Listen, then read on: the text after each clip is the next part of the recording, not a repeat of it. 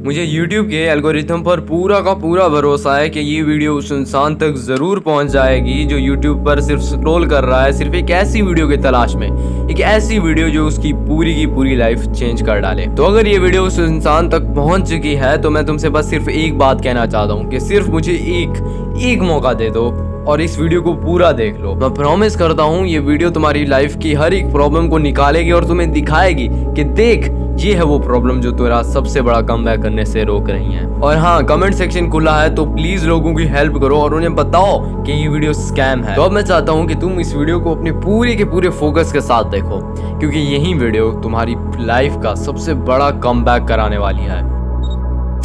तो जब मैं स्कूल लाइफ में था मैं सोचा करता था कि कब मुझे इस घटिया जेल से बाहर निकलने का मौका मिलेगा।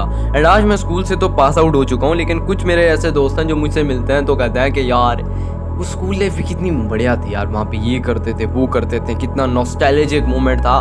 फक मैन, मुझे नहीं लगता। वो मुझे पहले भी जेल लगा करता था और आज भी मुझे जेल ही लगता है। लिटरली मैं वो एक जेल थी और मैं उसका कैदी था। तो देखो, मैं हर एक स्कूल को घटिया नहीं कह रहा, लेकिन मेरा स्कूल तो मेरे लिए जेल था। मे बी वो हो ना हो, हर स्टूडेंट के लिए ना हो, लेकिन मैं एक ऐसा था कि मैं उसमें एक कैदी हूँ जिसको मार मार के ये सिखाया जा रहा है कि तूने इसमें रहना कैसे है। और जब तक उसे मारा जा रहा है तो दूसरे कैदियों को दिखाया जाएगा कि देख इस तरह काम करेगा तब तेरा अच्छा रिजल्ट मिलेगा। तो मैं सोचा करता था कि क्यों, आखिर क्या वजह होगी कि भाई हमें मारा जा रहा है, पीटा जा रहा है सिर्फ इसीलिए कि हम इस जेल में अच्छे से काम कर पाए। Like what? इसमें बस हमें सिर्फ एक चीज सिखाई गई कि अगर तुम अच्छे से काम नहीं करोगे तो तुम्हारे पेरेंट्स तुमसे प्यार नहीं करने वाले, तुम्हारे पेरेंट्स तुम्हें जज करेंगे, तुम्हारे दोस्त तुम्हें जज करेंगे और एट द एंड यहाँ पे भी तुम्हें घटिया रिस्पेक्ट दी जाएगी अगर तुम सिर्फ नहीं पढ़ोगे। एंड मार मार के तुम्हारा भर्ता बनाया जाएगा सिर्फ इसी बात पे कि तुम यूनिफॉर्म को बाहर क्यों निकाले हुए हो, तुमने जो बेल्ट है वो थोड़ी ऊपर क्यों की हुई है, तुम्हारे बाल 2 इंच से क्यों बढ़ चुके हैं, तुम्हारे जूते बंद क्यों नहीं है, तुम्हारे सॉक ब्लू कलर की क्यों नहीं है, ब्लैक कलर की क्यों नहीं है, and blah blah blah. Fuck you. तुम खुद इमेजिन करके देखो, एक इंसान क्या इसीलिए पैदा हुआ है कि वो ब्लैक सॉक पहने डेली? अगर उसकी कोई मजबूरी भी होगी कि वो नहीं पहन सका फिर भी वो सिर्फ ब्लैक शूज पहनेगा? लाइक कोई सेंस बनाता है ये बात? नहीं। फिर भी तुम्हें मारा जाएगा, तुम्हें पीटा जाएगा, तुम पे फाइन लगाया जाएगा, तुमसे पैसे लिए जाएंगे और हर सैटरडे के दिन तुम्हारे पेरेंट्स को बुलाकर तुम्हें जलील किया जाएगा एंड सिर्फ तुम देखते रहोगे। अगर तुम सवाल उठाना चाहोगे तो तुम्हें मार मार के चुप कराया जाएगा, तुम्हें खस्सी बना दिया जाएगा। मुझे ऐसा लगने लगा कि अगर मैं पढ़ाई के अलावा कुछ भी करूंगा, कुछ भी, तो वो एक कंप्लीट वेस्ट ऑफ टाइम है। और अगर मैं अच्छे से पढ़ाई नहीं कर पा रहा या फिर मुझे पढ़ाई की समझ नहीं आ रही तो मैं एक एक्चुअली में लूजर हूँ, जिससे क्या होता था कि मेरी ही सेल्फ रिस्पेक्ट, मेरे आगे मेरी ही सेल्फ स्टीम गिरती जा रही थी। और अगर कोई स्टूडेंट जो कि अपनी ही सेल्फ रिस्पेक्ट बढ़ा के बैठा है और जब टीचर उसे कहता कि तू एक लूजर है, तू कुछ भी नहीं कर सकता, तो इमेजिन करो उसकी सेल्फ रिस्पेक्ट कहाँ होगी, उसकी सेल्फ स्टीम कहाँ होगी।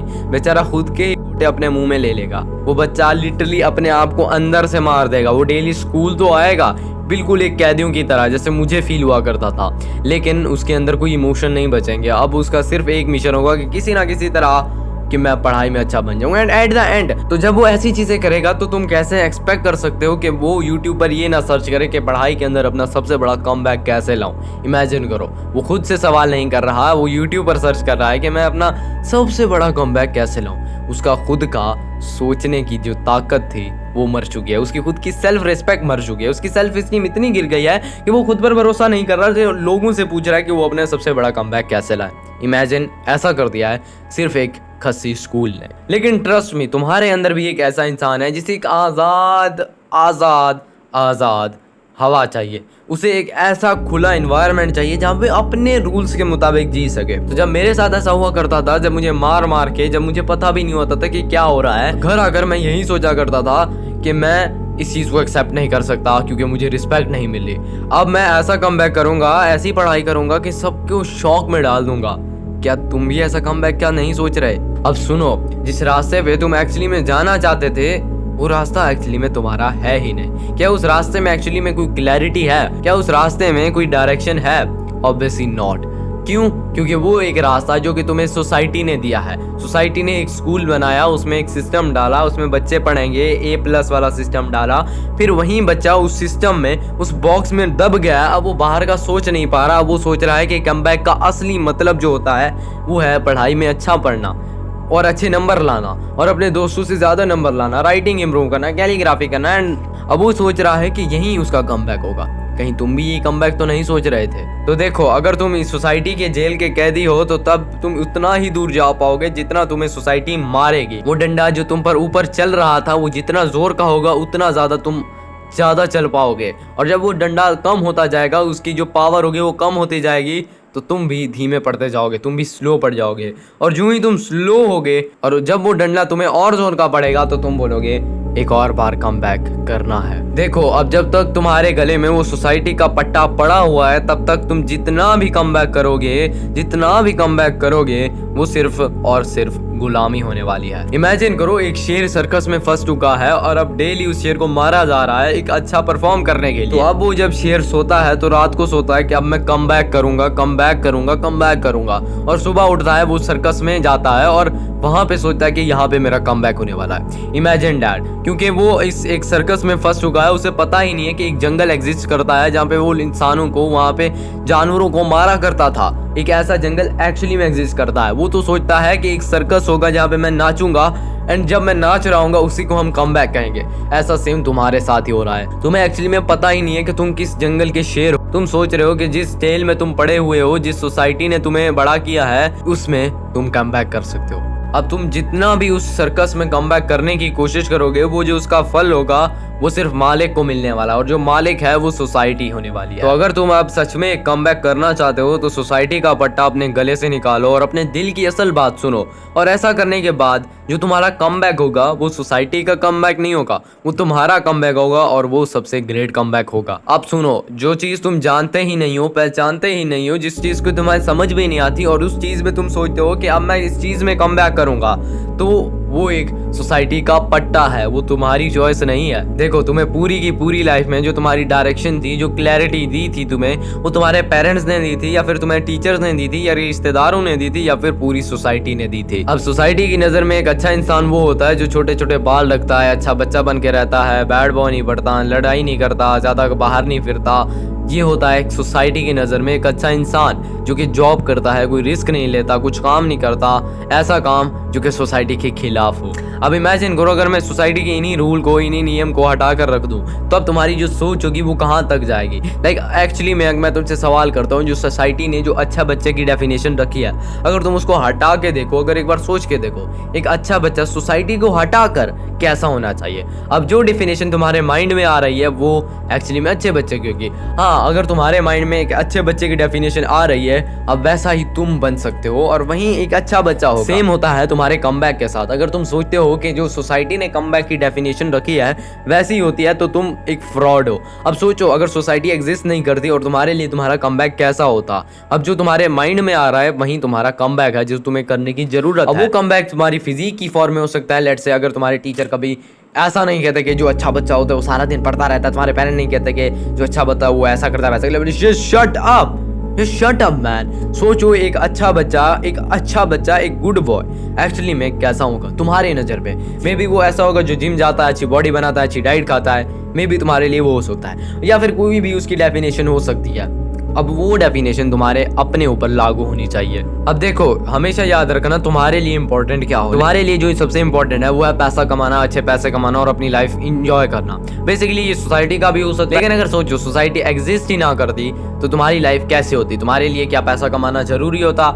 शायद से हाँ, या शायद से ना। तो अब सोचो, अगर तुम्हारे लिए एक्चुअली में वो पैसा कमाना जरूरी है तो सोचो अब तुम पैसा कैसे कमा सकते हो। तो एक्चुअल डेफिनेशन जो कि सोसाइटी को हटा कर रखी जाएगी वो कुछ ऐसी होगी कि तुम रियल वर्ल्ड में आके लोगों को अपनी वैल्यू प्रोवाइड करोगे। वो कुछ भी हो, मे भी तुम लोगों के घर के बर्तन धो के दो, मे भी लोगों के कुत्ते को पालना शुरू कर दो, मे भी तुम जिम खोल दो, मे भी तुम अपना बिजनेस स्टार्ट करो, एंड उससे तुम कोई वैल्यू प्रोवाइड कर रहे हो लोगों को, एंड उसके बाद सोसाइटी या फिर वो लोग तुम्हें पैसा दे रहे हैं। यस, ये होगा इसका बेसिक फंडामेंटल।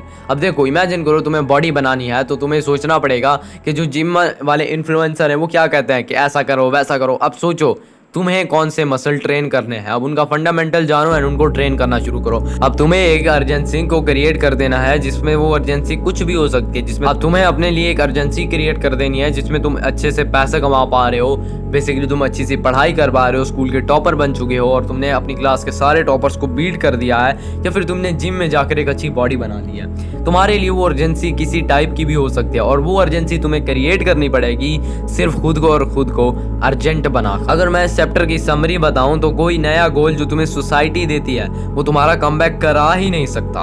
कमबैक करने की कोशिश करोगे तो बार बार करना होगा क्योंकि वो तुम बार बार हारने वाले। अब अगर तुम्हें एक्चुअली में अपना कमबैक करना है तो तुम्हें अपने दिल की, अपनी सोल की सुननी होगी कि वो क्या कह रहे हैं। एंड जब तुम्हें पता चल जाए कि तुम्हारा दिल ये करना चाहता है जो कि सोसाइटी के बिल्कुल खिलाफ होने वाला है, और जब तुम उसे अपने पूरे दिल से करोगे वहीं तुम्हारा एक्चुअली में कमबैक होने वाला है। चैप्टर 2। अब जब तुम अपना कमबैक करने की कोशिश करोगे, तुमने सोसाइटी की सुनने की भी बंद कर दी, अब एक और चीज होगी जो तुम्हारे कमबैक को रोकने की कोशिश करेगी, जो तुम्हें पीछे से पकड़ेगी, वो है तुम्हारा खुद का ही बॉडी। अब इमेजिन करो तुम जब भी अपनी कमबैक के रास्ते में होते हो तुम्हारे पास 3 रास्ते होते हैं। एक होता है सोसाइटी का रास्ता, एक होता है तुम्हारी बॉडी का रास्ता और एक होता है तुम्हारा रास्ता। अब सोसाइटी का रास्ता क्या होता है, जिसमें तुम्हारे पास कोई क्लैरिटी नहीं होती, कोई डायरेक्शन नहीं होती, कोई अर्जेंसी नहीं होती और तुम बस चले जा रहे होते हो, और जितना ज्यादा तुम्हें डंडा पड़ता जा रहा है उतना तुम आगे चलते जा रहे हो। अब लेट्स से तुमने उस रास्ते को भी छोड़ दिया है। अब जब तुम आगे बढ़ोगे तो एक और रास्ता आएगा जिसे हम कहते हैं बॉडी का रास्ता। बॉडी का रास्ता क्या कहता है, तुम्हारी बॉडी कहती है कि बस ज्यादा खाते रहो, आराम करते रहो, रील चलाते रहो,